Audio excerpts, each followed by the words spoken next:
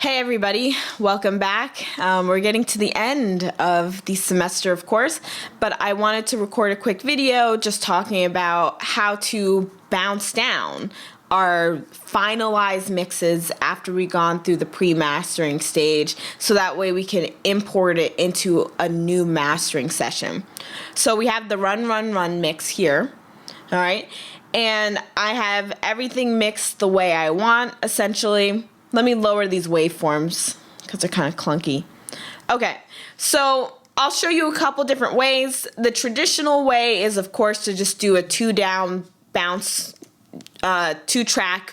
down. And I have another video in the module that shows you how to do it within Pro Tools, which is called Bounce to Track.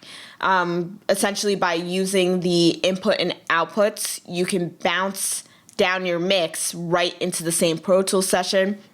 Again, I always prefer to just bounce outside of Pro Tools because I like to open up a totally new mastering session.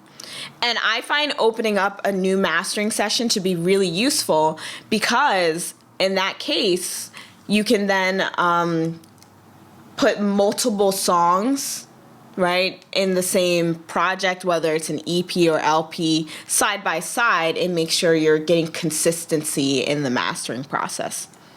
All right, so once I'm finished with this mix, I'm happy with everything. Remember, I don't want anything on this master track, no limiters, no dynamic processing. Leave it for the mastering phase. I tried to get it to around -6 dB of headroom, so we have a lot of room for the mastering process. So what I'll do now is I'll go to File, and this is the same as the normal bounce you would do, bounce to disk. And then I'm going to, why is this? Okay. Bounce out my stereo output, a wave file, keep your bit depth and sample rate the same, and then always, select interleaves so that way we're actually getting a stereo file instead of something like multiple mono, which gives us a separate left and right. All right. And for the purposes of this, what I'll do is just bounce it to the desktop instead of the Pro Tools session file that exists.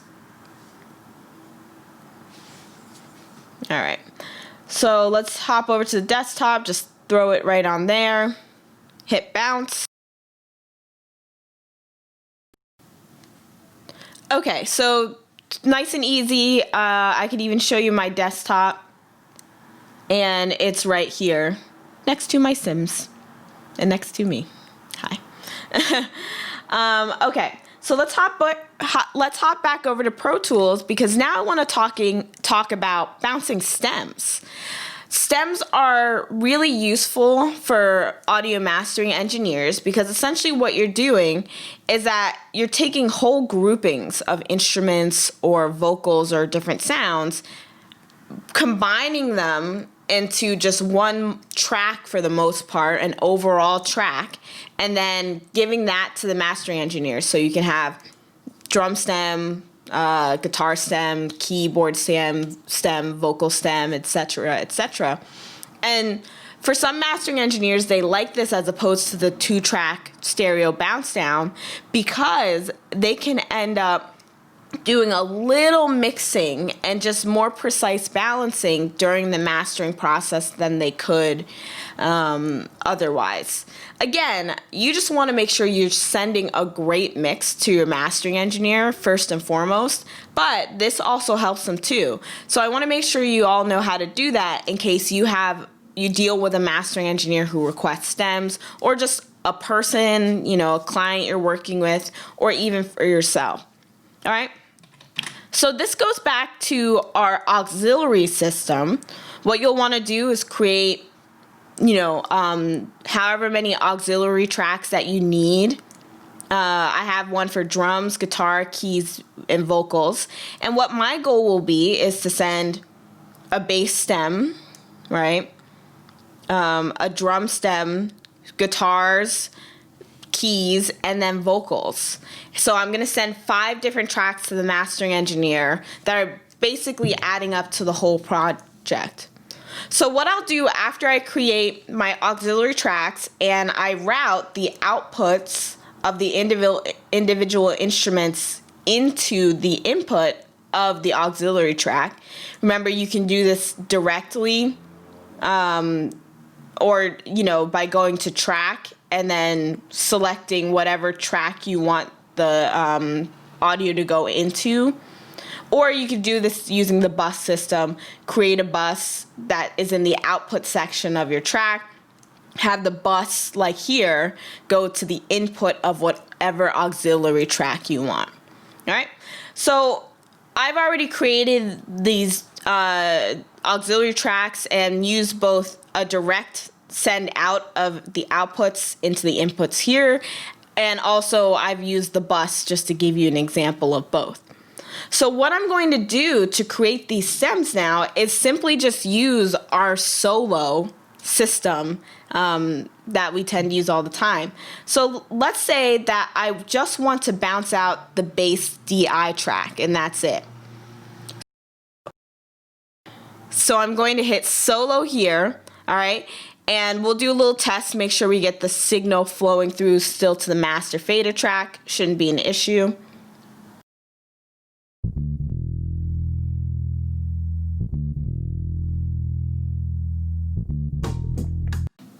All right, so it sounds like we're all good to go. So what I'll do here is I'll simply solo the track and then bounce it the same way I would any other tracks or the 2-track bounce down. All right, so solo and then bounce in the same way.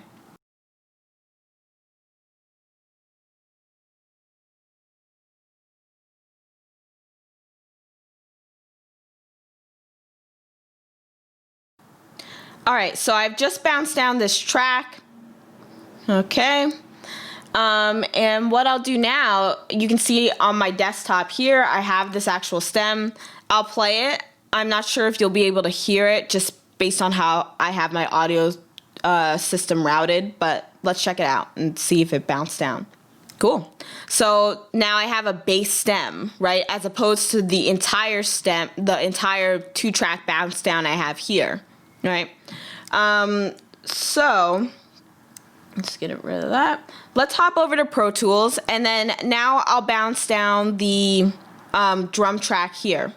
All right, so again, the solo system's important, and make sure that when you're using these auxiliary tracks, you have to solo whatever you're sending out to the auxiliary track, right? So all of the drum tracks you have here. And then make sure you solo the drum track itself. I'll show you right now.